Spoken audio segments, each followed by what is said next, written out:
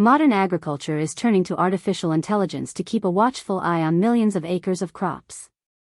Instead of relying solely on manual scouting, farmers now deploy drones and satellites equipped with computer vision models that can detect early signs of disease, nutrient deficiency, or water stress across entire fields.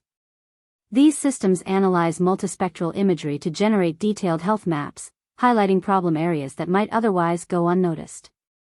Machine learning algorithms then correlate this data with historical patterns, weather forecasts, and soil conditions to predict optimal planting times, irrigation schedules, and harvest windows. The result is a significant reduction in resource waste, less water, fewer pesticides, and more targeted fertilizer use, while improving overall yield. For example, a vineyard using AI-powered cameras can spot mildew outbreaks days before they become visible to the human eye, allowing for precise spot treatment instead of blanket spraying. As these tools become more accessible, even small-scale farms can benefit from data-driven decisions that were once reserved for large agribusinesses. The takeaway is clear: artificial intelligence isn't replacing the farmer, but giving them a powerful new lens to see what's happening.